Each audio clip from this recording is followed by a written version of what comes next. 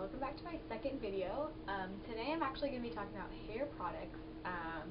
So as you can see, I have curly hair. This is my natural hair that I was born with.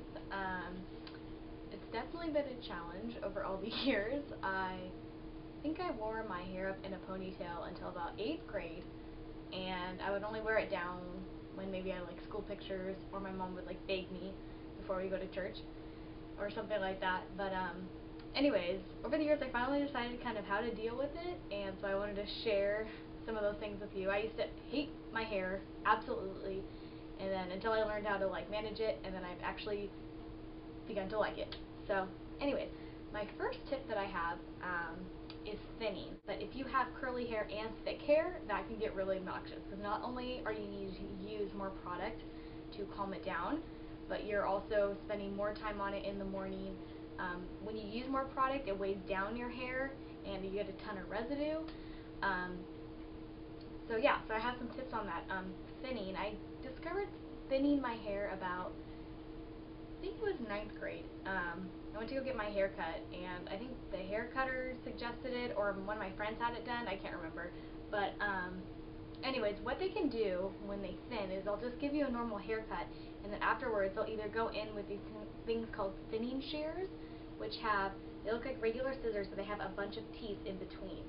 And I don't really like this method of thinning because I think it's quick and easy, but it's not very professional looking, if that makes sense. Like, when they cut your hair, they'll take a section, put it back up, snip it, and comb out the excess hair. So you're not actually cutting all of your hair, but basically you'll have little sections that are shorter, but they're hidden when your hair goes down.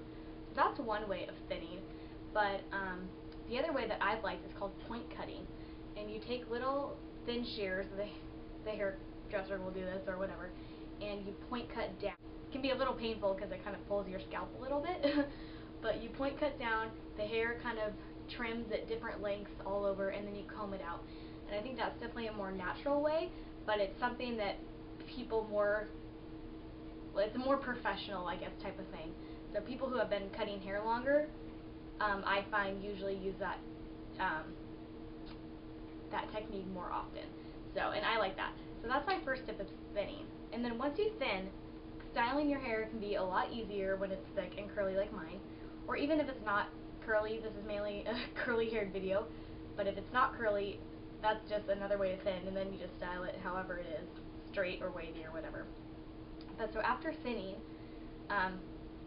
I also learned just different hair products. I went through a hair products phase where I just literally would try everything. This was like late high school, like early college. So I tried like gels, I tried creams, I tried mousses and everything. And one product that I literally have gone back to, it costs like $4 to $6 wherever you go, is the Pantene curly haired mousse. And they came out with this, I don't know, a while back, but they had like a curl line and a straight line of products, and I don't know what else they've had. But anyways, I've tried this along with many other things, and I've always come back to this. Like I said, I think it's a great product. I usually use it in accordance with something else. This is the last thing I'll use. But right now I've been really obsessed with the Moroccan oil. Now if you remember, they came out with Moroccan oil, like, I don't know what brand it was, but it was like a really high-end brand, and to get a bottle like this was like $30-something. It was ridiculous. So I saw a bunch of people on YouTube talking about this, but I refused to buy it. So I got this Moroccan oil. This is by the brand Organix, and it's in an X, and they don't have any sulfate. It's sulfate free. Their whole line, their shampoos, conditioners, and products.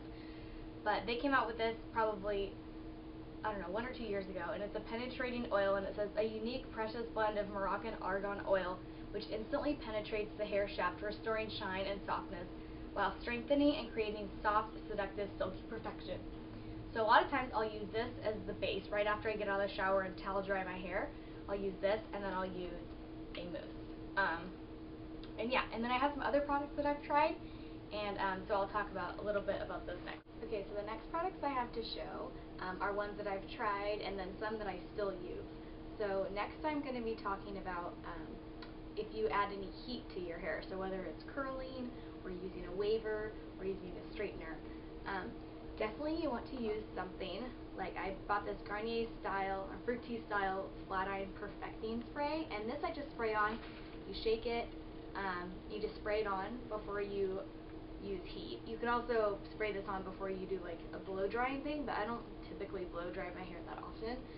But that's just me because I don't know. I don't think I I used to hate the sound when I was little. Like my mom would literally like come after me and like, time to dry your hair, and then like, and I was like, ah, and I like run away.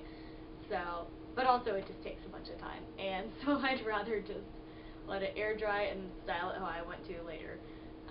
Anyways, but you can either use something like this kind of spray, which would be a heat protectant, or something like also the Moroccan oil can also be a protectant, some type of serum on your hair before you use heat.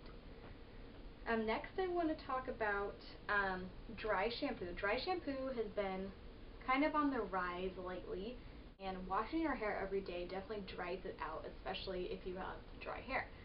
So I usually I wash my hair maybe every other day or every 3 days, and I'll usually refresh it with dry shampoo or baby powder sometimes, kind of like a little on the scalp, and then I'll usually add some heat to it. So if I like have it naturally curly the day I wash it, the next day I might add some curls into it with a curling iron, or I might like straighten it. It depends.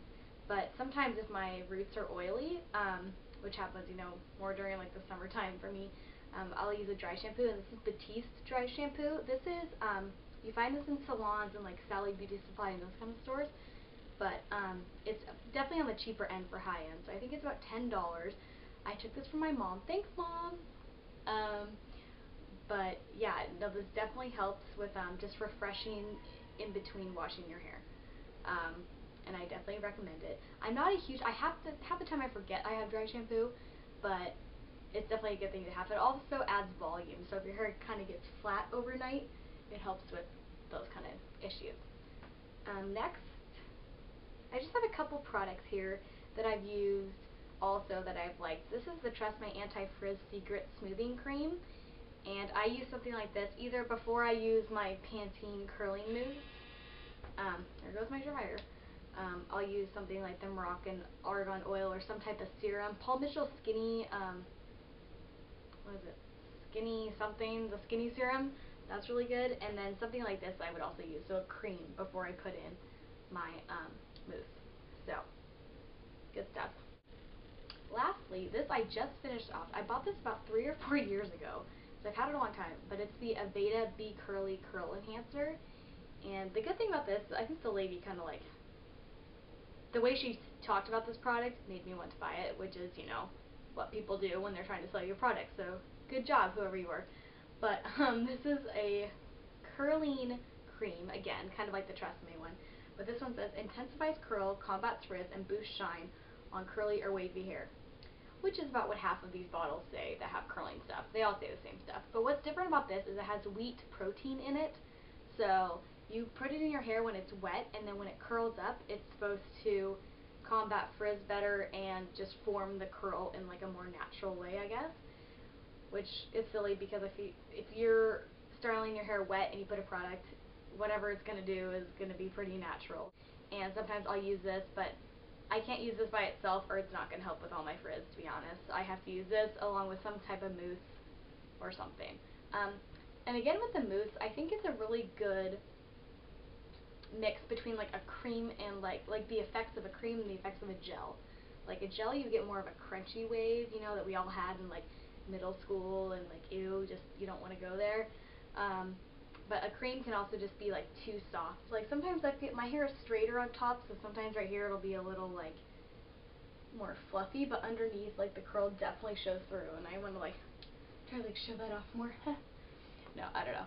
But so I think a mousse is perfect for those kind of things. Thick and curly hair, mousse is bueno. Anything else? Well, no, I think that's about it. I don't really have any tips for volumizing or anything like that because I don't technically need a lot of volume. But yeah, you should watch some tutorials around that. I know that some people take the hair from the crown of their head and tease it backwards, poof it up. I've done a couple things like that when I do have like second day hair and I put it in a ponytail, but I don't have too many tips on that. But on curling, I'm your girl. So if you have any other questions, you can leave it down below. Please subscribe. I'm already having a ton of fun and I'm excited to make more. And yeah, so any questions, suggestions down below, and I'll see you guys in my next video. Bye.